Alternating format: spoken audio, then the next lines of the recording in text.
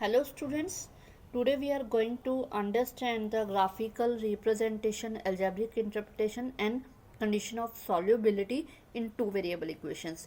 हम जो two variable equation होती है उसके जो वेरिएबल्स के जो कोफिशिएंट्स होते हैं उनको कंपेयर करके हम फाइंड कर सकते हैं कि इसकी ग्राफिकल रिप्रेजेंटेशन कैसी होगी, intersecting line, coincident line, parallel lines, या इसका अलजेब्रिक एक्सप्रेशन यानी यूनिक सॉल्यूशन होगा, इनफिनिट मैनी सॉल्यूशन होंगे, या उसकी सिस्टम ऑफ कंसिस्टेंट या इनकंसिस्टेंट क्या होगा, ये फाइंड कर सकते हैं बिना इक्वेशंस को सॉल्व किए। तो आज हम वही करने जा रहे हैं। उसके लिए मैंने यहाँ पे कुछ इक्वेशंस ली हैं और विद एग्जांपल आपको समझाऊंगी, ठीक है। तो पहले मैंने ये फर्स्ट इक्वेशन जो हमने ली है इसमें इसकी वेरिएबल्स की जो कोफिशिएंट्स है उनका रेशियो फाइंड करते हैं। पहले x के a1 अपॉन a2, आपको पता है क्या होता है a1 और a2, x के कोफिशिएंट्स होते हैं। तो यहाँ x का कोफिशिएंट है 1 और यहाँ है 3, तो ये आ गया 1/3। a1 अपॉन a2 यानी x के कोफिशिएंट की रेशियो हमने फाइंड कर ली। इसी तरह b1 अपॉन b2 -2/4 और c1 अपॉन c2, यहाँ पे c 0 है तो 0/-20, तो ये आपका जो है कट के 1/2 आ जाएगा, ये आ जाएगा 0, ये आ गया। अब हम इन्हें कंपेयर करते हैं। आपके सामने जो a1 अपॉन a2 है वो b1 अपॉन b2 के इक्वल नहीं है। जब आपका इस तरह से a1 upon a2 not equal b1 upon b2 आ जाए तो आपको c1 अपॉन c2 को कंपेयर करने की ज़रूरत नहीं है, ये आ गया। तो आपका क्या होगा कि जो लाइंस होंगी, जो ग्राफिकल रिप्रेजेंटेशन होगी, यानी कि जब हम ग्राफ बनाएंगे तो ये दोनों जो लाइंस होंगी ये किसी एक पॉइंट पे इंटरसेक्ट करेंगी, इंटरसेक्टिंग लाइंस बनेंगी, यानी ये ऐसे करके किसी पॉइंट पे, किसी एक पॉइंट पे कट कर जाएंगी, ठीक है। तो इंटरसेक्ट लाइंस होंगी तो एक पॉइंट पे कट करेंगी, तो यही एक पॉइंट इनका सॉल्यूशन होगा, यानी कि इसका एग्जैक्टली वन सॉल्यूशन होगा, यूनिक सॉल्यूशन होगा, ठीक है। एक से ज़्यादा सॉल्यूशन नहीं होंगे और यही इसका सॉल्यूशन है। अगर आपको ग्राफ से सॉल्यूशन फाइंड करना है तो यहाँ पे इंटरसेक्ट करेंगी, वो पॉइंट आप ले लोगे और वो आपका सॉल्यूशन आ जाएगा।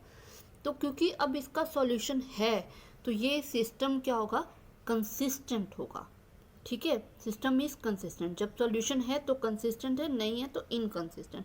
तो इसकी कंडीशन ऑफ सॉल्युबिलिटी क्या होगी, ये कंसिस्टेंट होगा, ठीक। तो ठीक है, तो अब हम आते हैं दूसरी कंडीशन पे। मैंने ये दूसरी इक्वेशन ली है, अब इसमें भी हम इसी तरह रेशियोज फाइंड कर लेते हैं।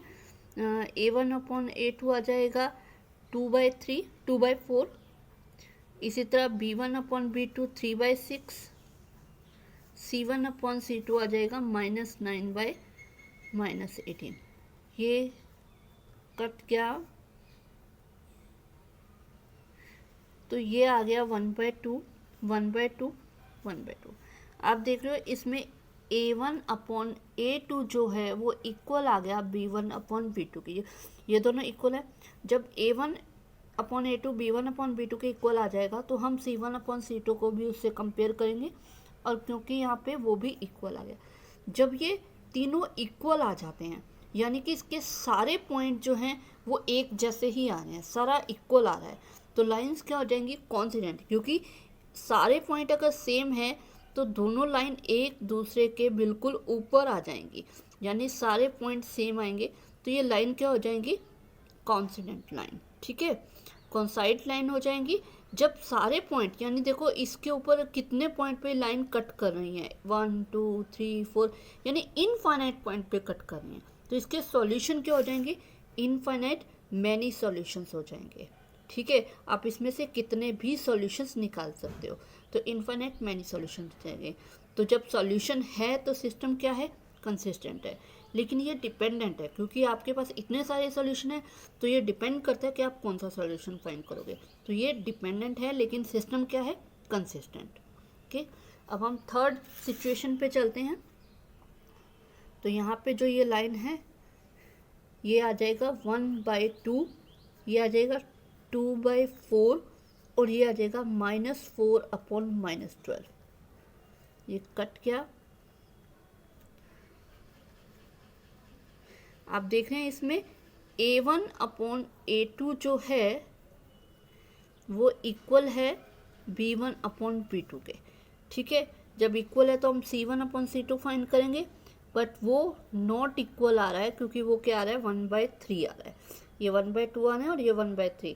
जब इस टाइप का पार्ट आ जाता है कि A1/A2 B1/B2 के इक्वल है लेकिन C1/C2 के इक्वल नहीं, जब इक्वल नहीं है, इस टाइप का आ जाता है, तो ये पॉइंट कहीं भी कट नहीं करते। ये जो लाइंस होती हैं ये पैरेलल बन जाती है, यानी इनका कोई भी पॉइंट कहीं कट नहीं करता है, तो लाइंस पैरेलल हो जाती है। अब कहीं भी अगर लाइंस कट नहीं कर रही हैं तो क्या है, इसका कोई सॉल्यूशन नहीं है क्योंकि पॉइंट कहीं पे कट ही नहीं कर रही, इंटरसेक्ट ही नहीं कर रही है, तो इसका क्या है, नो सॉल्यूशन, ठीक है। जब इस टाइप की कंडीशन आ जाएगी, आपको अगर सिर्फ ये फाइंड करना हो कि सॉल्यूशन है या नहीं, तो आप ये कंपेयर कर लोगे, तो यहाँ से अगर इस टाइप की कंडीशन आएगी तो आप क्या करोगे, नो सॉल्यूशन।